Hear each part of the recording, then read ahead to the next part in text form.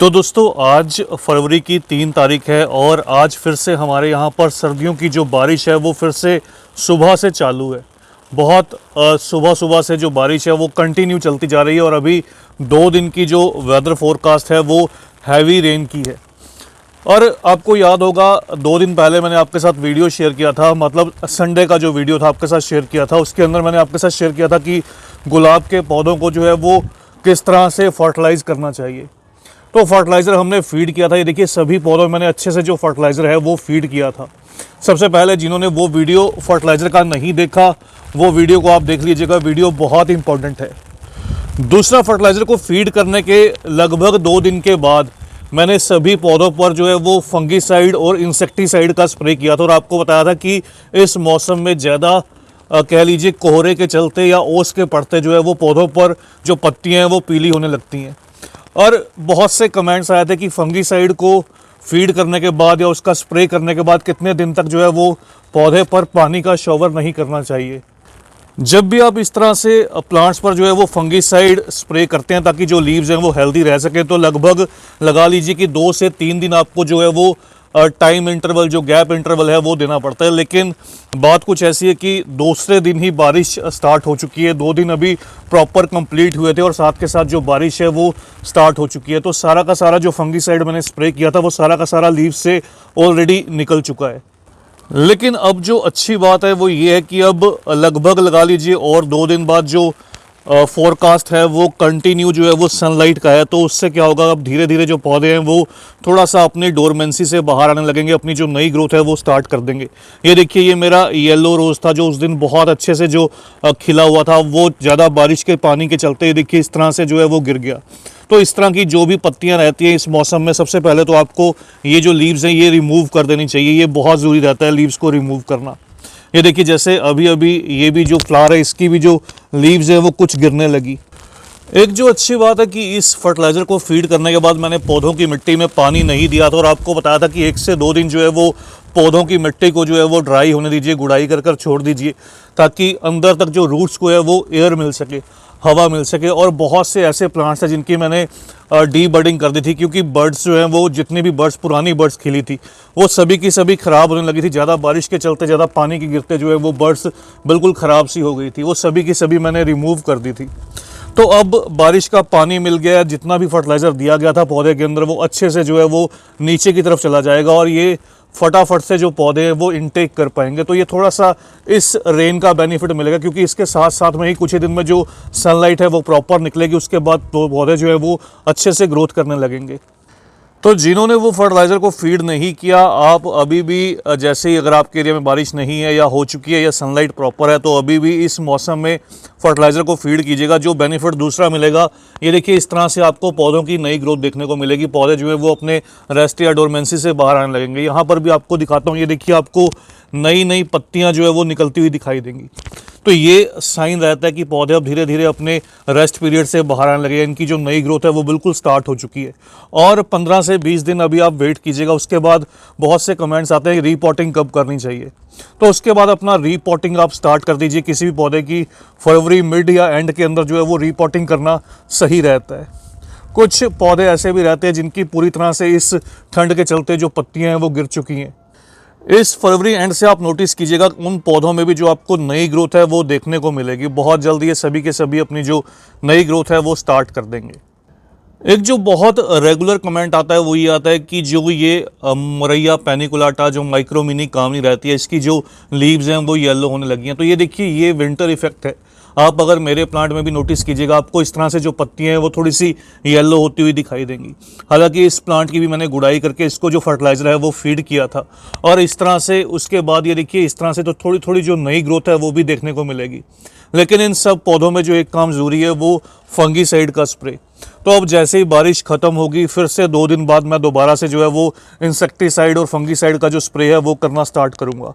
इसके बाद अगली बात आती है, इस तरह से जो भी आपके पास फ्लावरिंग प्लांट रहते हैं जो समर फ्लावरिंग, खास तौर पर इस तरह से मोगरा के पौधे, ये देखिए मोगरा के पौधे में पूरी तरह से जो रेस्ट या डोरमेंसी है वो बिल्कुल जा चुकी है। तो अब धीरे धीरे ये फिर से ग्रोथ करनी स्टार्ट करेगा। इसको जो पहला फर्टिलाइज़र है वो किस तरह से फीड करना है ये भी जल्द आपके साथ शेयर करूँगा। और इधर आप नोटिस कीजिएगा, ये देखिए ये मेरी जो ड्वार्फ वाली वैरायटी है, जो मिनी वैरायटी है इस तरह से हिबिस्कस की गुड़हल की, इसमें भी बहुत सी नई कलियां निकलना स्टार्ट हुई हैं, बहुत सी कलियां निकलना स्टार्ट हो चुकी हैं। तो इन सभी पौधों की थोड़ी सी जो शेप है वो आप देखेंगे कि इनकी जो शेप है वो डी शेप हो चुकी है। जल्दी इन पौधों की जो शेप को मेंटेन करने के लिए इनकी जो कटिंग प्रूनिंग है वो भी की जाएगी। बहुत से कमेंट्स आते हैं क्या लेमन प्लांट या नींबू के पौधे की जो है वो कटिंग या प्रूनिंग करनी चाहिए, इनकी कटिंग प्रूनिंग ज़रूरी रहती है या नहीं रहती। तो ये जो पौधे रहते हैं ये झाड़ी नुमा रहते हैं, इनको ऐसे ही बढ़ने देना पड़ता है। अगर आपके पौधे ज़्यादा डी शेप हैं या इधर उधर ज़्यादा उसकी जो ब्रांचेज़ हैं वो फैलने लगी हैं, तब आप इनकी जो लाइट प्रूनिंग है वो कह लीजिए कि मॉनसून से ठीक पहले कीजिए, तो आपको जो रिज़ल्ट है वो ज़्यादा अच्छा मिलेगा। इस मौसम में जैसे ही आप इसकी नई ग्रोथ देखेंगे तो आपको इसके जो नए फ्लावर्स हैं वो भी दिखाई देंगे। जैसे ही सर्दी ख़त्म होगी तो ये पौधे जो हैं वो बहुत अच्छे से जो फ्लावरिंग है वो स्टार्ट करते हैं, और इन फ्लावर्स के अंदर इनके जो कह लीजिए कि जो फ्रूट्स हैं वो भी डेवलप होते हैं। इस तरह से ये देखिए अभी भी इस पौधे में जो ये छोटे छोटे जो फ्रूट्स हैं ये बनना स्टार्ट हुए हैं। ये देखिए ठीक 1 साल के इंतज़ार के बाद मेरे इस तरह से इस कुंद के पौधे ने, या जिसको आप ड्राउनी जैस्मिन बोलते हैं, जैस्मिन की इस वैरायटी ने जो है वो फ्लावरिंग करना स्टार्ट किया है। बहुत जल्द जैसे ही सनलाइट मिलेगी इसको प्रॉपर तो ये अच्छे से हैवी फ्लावरिंग स्टार्ट करेगा। फिर आपके साथ इसकी जो कंप्लीट वीडियो है वो भी शेयर करूँगा। एक जो और काम आप इस मौसम में अवॉइड कर सकते हैं वो ये कि अब जैसे जैसे मौसम चेंज होना स्टार्ट होगा, आप इस तरह से जो भी ये विंटर फ्लावरिंग प्लांट्स रहते हैं जो केवल मार्च तक ही फ्लावरिंग करते हैं, इन सभी पौधों की जो परचेज़ है वो बंद कर सकते हैं, और साथ के साथ जो है वो समर फ्लावरिंग प्लांट के जो सीड्स हैं उनको ग्रो कर सकते हैं, या उनकी अगर आपके एरिया में सीडलिंग्स जो हैं वो मिल जाए तो आप उनको भी परचेज़ कर सकते हैं। विंटर सीजन के केवल ऐसे कुछ पौधे जो विंटर सीजन में ही अवेलेबल रहते हैं, लेकिन वो लगभग सारा साल या फिर मई जून जुलाई तक बहुत अच्छे से ग्रोथ करते हैं। जैसे ये देखिए ये लिलियम का प्लांट रहता है, इस तरह से जरबेरा के पौधे रहते हैं, या फिर इस तरह से जो जेरेनियम के पौधे रहते हैं। तो ऐसे सभी पौधों को आप इस समय पर हालांकि परचेज कर सकते हैं। इनका जो फ्लावरिंग सीजन है जस्ट अभी अभी स्टार्ट होना शुरू हुआ है। इसके अलावा भी फ्यूचुजिया के पौधे, इस तरह से डायंथस के पौधे, कैमिलिया के पौधे, अजेलिया के पौधे, इन सभी पौधों को आप बहुत इजीली इस समय पर भी परचेज कर सकते हैं। ये सभी के सभी अपने ग्रोइंग टाइम में रहते हैं। ये देखिए ये मेरा सीलोन गोल्ड का जो फिलोडेंड्रॉन की एक वैरायटी रहती है, सीलोन गोल्ड उसका प्लांट है, और 1-2 कमेंट्स आए थे कि हमारे पौधे में जो पत्तियां हैं वो सभी की सभी गिर चुकी हैं। ये क्यों होता है? ये सर्दी के चलते अगर आपके पौधे पर इस तरह से कोहरे का असर रहेगा, क्योंकि हमारे यहाँ पर कुछ दिन से कोहरा था, और कह लीजिए साथ के साथ जो है वो जो फॉग का असर बहुत ज़्यादा था, जिसके कारण से इसके ऊपर जो है वो पानी गिरने लगा था। तो इससे जो है वो इन पौधों की जो पत्तियां हैं वो पीली होने लगी हैं। जैसे आप देख सकते हैं इस तरह से इनके ऊपर जो फंगस का आपको निशान है वो क्लियरली दिखाई देगा। तो ये फंगस रहता है। इस प्रॉब्लम का जो सोल्यूशन रहता है फंगीसाइड को स्प्रे करना। ये ड्यू के फैक्टर रहता है, इस तरह से ओस गिरना जिसको बोलते हैं। ओस गिरने से इस तरह से जो पौधे हैं वो ख़राब होने लगते हैं। तो इंडोर पौधों को इस मौसम में आप थोड़ा अंदर कर लीजिए अगर आपके वहाँ पर भी बहुत ओस गिरती है। लेकिन इस तरह से इनमें नई ग्रोथ जो है वो आपको चलती दिखाई देगी। तो नई ग्रोथ इनकी नहीं बंद होती, नई ग्रोथ ये फिर भी करते रहेंगे, और ये पौधे जो है वो ईजिली सर्वाइव कर जाते हैं। इसके अलावा अगर बात करूँ तो आने वाला जो मौसम है वो कटिंग प्रोपोगेशन का भी रहेगा, और हर तरफ आपको हरियाली दिखेगी। इसलिए जो ये पहाड़ का मौसम रहता है, जो स्प्रिंग सीजन रहता है, ये कटिंग प्रोपोगेशन के लिए बहुत ही खास रहता है। और इसी टॉपिक पर कुछ दिन पहले मैंने एक वीडियो भी शेयर किया था, किस तरह से प्लांट्स की जो कटिंग है उनको प्रोपोगेट करना चाहिए, कैसी कटिंग को सिलेक्ट करना चाहिए और कौन सी मिट्टी में ग्रो करना चाहिए। तो उस वीडियो का जो लिंक है वो आपको डिस्क्रिप्शन में दे दूंगा, वहाँ से आप वो वीडियो देख लीजिएगा। और जो भी आपके पौधे इस मौसम में घने या बुशी नहीं है, खासतौर पर इस तरह से अगर रबर प्लांट के पौधे हैं आपके पास, तो इनकी टिप कटिंग कीजिएगा। टिप कटिंग करने से आपको इस तरह से देखिए इनकी जो नई ग्रोथ है वो दिखाई देगी, और जल्दी से पौधे जो हैं वो घने या बुशी बनने लगेंगे। इसके अलावा जो भी मेरे दोस्त ऑनलाइन पौधों की परचेज़ करना चाहते हैं, तो ये मौसम बहुत ही खास रहता है। आप इस मौसम में ऑनलाइन जो प्लांट्स हैं वो परचेज़ कर सकते हैं। ख़ासतौर पर सक्कुलेंट, कैक्टस, एडेनियम के पौधे आप इस मौसम में बिल्कुल परचेज़ कर सकते हैं। गुलाब के पौधे तो वो इस मौसम में बहुत अच्छे से सर्वाइव कर जाते हैं। ऑनलाइन जो पौधे रहते हैं इस मौसम में, क्योंकि जल्दी से जो मॉइस्चर है वो पौधों में से नहीं निकलता, तो वो पौधे बहुत ईजिली सर्वाइव कर जाते हैं। इसके अलावा इस मौसम में एक जो ज़रूरी काम रहता है वो रहता है जो ये लीफ इस समय आपको गिरती हुई दिखाई देती हैं, इससे लीफ कंपोस्ट तैयार करना, लीफ मोल्ड जिसको बोल देते हैं, क्योंकि ये पतझड़ का मौसम रहता है।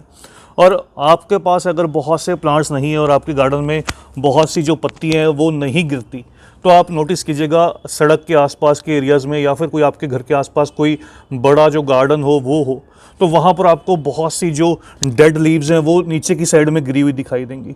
तो इस मौसम में उन लीव्स को आप इकट्ठा कीजिएगा। मैंने एक वीडियो शेयर भी की थी इस टॉपिक पर कि फरवरी गार्डनिंग वर्क्स कौन कौन से रहते हैं, तो उन लीव्स को आप इकट्ठा कीजिए, उससे जो लीफ मोल्ड है वो रेडी कीजिएगा।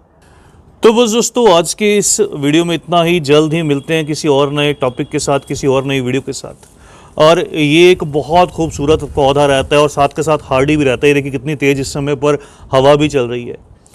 तो इस पौधे पर भी मैंने जो कंप्लीट वीडियो है वो शेयर भी की थी आपके साथ। इसको अल्बर्टी बोलते हैं, ये कलेथिया अल्बर्टी का पौधा है। तो किस तरह से इसको ग्रो किया जाता है, इसकी वीडियो का भी जो लिंक है वो डिस्क्रिप्शन में दे दूंगा, आप उस वीडियो को ज़रूर देखिएगा। तो बस दोस्तों आज के इस वीडियो में इतना ही। जल्द ही मिलते हैं किसी और नए टॉपिक के साथ, किसी और नई वीडियो के साथ। तब तक के लिए bye, happy gardening, take care.